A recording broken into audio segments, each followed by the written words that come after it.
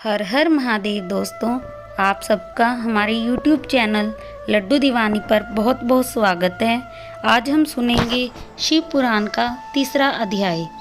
शौनक जी ने कहा, हे सूत जी, आप महाज्ञानी हैं। आपकी बताई हुई इस कथा को सुनकर मैं अत्यंत खुश हो गया। कृपा करके आप हमें ऐसी दूसरी कथाएं भी सुनाएं। सूत जी ने कहा, हे शौनक, तुम शिव भक्तों में अत्यंत श्रेष्ठ हो, अतः मैं तुम्हें गोपनीय कथा वस्तु का भी ज्ञान देता हूँ।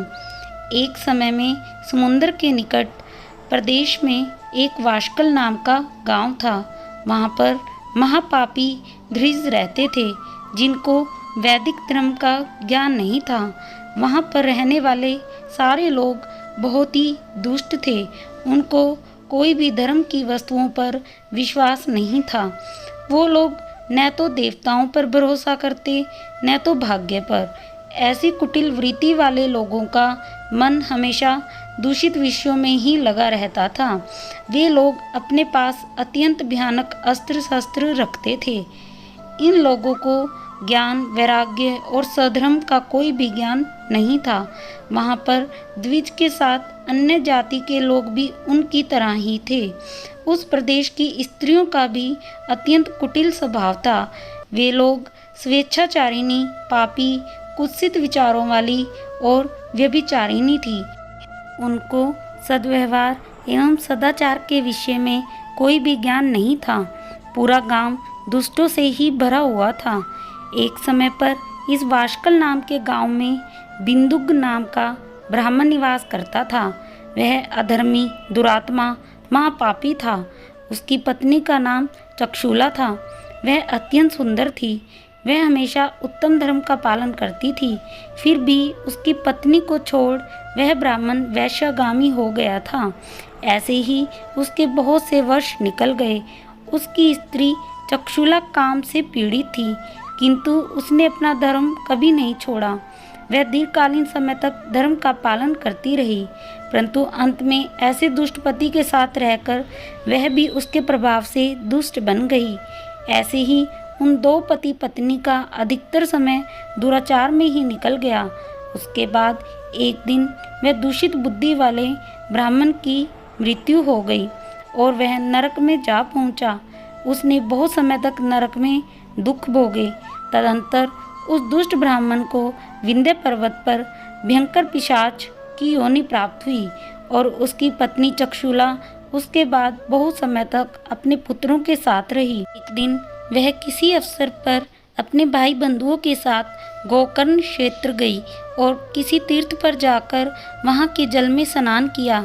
वह वहां पर घूमने लगी। घूमते घूमते वह कोई देव मंदिर आ पहुंची।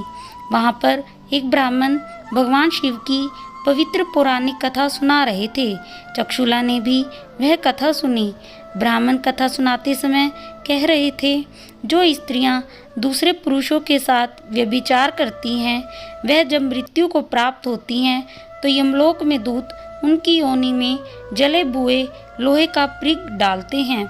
ऐसा सुनकर चक्षुला डर गई और कांपने लगी। कथा समाप्त होने के बाद सब लोग वहां से चले गए। तब चक्षुला ने उस कथा सुनाने वाले ब्राह्मण से पूछा, हे ब्राह्मण, मुझे धर्म का ज्ञान नहीं है, अतः मुझसे दुराचार हो गया। इस कथा को सुनने के बाद मुझे बहुत डर लग रहा है। मैं यह सुनकर डर से कांप रही हूँ। इस संसार से मुझे वैराग्य हो गया है। मेरे जैसे पापी को धिक्कार है। मैं कुत्सित विषयों में फंसकर अपने धर्म से भ्रष्ट हो चुकी हूँ। मैं निंदनीय हो चुकी हूँ। मुझे किस प्रकार की घोर यातनाएं सहनी पड़ेंगी और कैसी दुर्गति मिलेगी। मेरे जैसे पापी की सहायता कौन करेगा। मृत्यु के बाद वे भयंकर यमदूत जो मुझे गले में फंदे डालकर ले जाएंगे, उनका सामना मैं किस प्रकार करूंगी। नरक में मुझ जैसी पापिनी के टुकड़े किए जाएंगे तो मैं कैसे सहन कर पाऊंगी। मैं अत्यंत पापी हूँ और हर तरह से पाप में डूब चुकी हूँ। मैं नष्ट हो गई हूँ। हे ब्राह्मण, मेरे माता पिता तथा गुरु आप ही हैं। मैं आपकी शरण में आई हूँ। मुझ अबला का उद्धार कीजिए। सूत जी ने कहा, चक्षुला इस प्रकार से खेद और वैराग्य युक्त ब्राह्मण देवता के चरणों में गिर पड़ी। तब उस बुद्धिमान ज्ञानी ब्राह्मण ने उसे उठाया और कहा, बड़ी भाग्यशाली हो कि शिव पुराण के वैराग प्रदान करने वाली कथा को सुनकर तुम्हें समय पर भान हो गया। हे नारी, तुम चिंता मत करो, भगवान शिव की शरण में जाओ। भगवान शिव तुम्हारे समस्त पाप तुरंत समाप्त कर देंगे। यह कहकर ब्राह्मण चक्षुला को समस्त पापों को हरने वाली तथा सुख एवं सद्गति देने वाली शिव पुराण कथा की महिमा का वर्णन करते हैं। इस प्रकार शिव पुराण तीसरा अध्याय समाप्त हुआ। हर हर महादेव। अगर आप आगे भी ऐसे ही शिव पुराण का चौथा अध्याय सुनना चाहते हैं तो हमारे चैनल को सब्सक्राइब अवश्य कीजिएगा।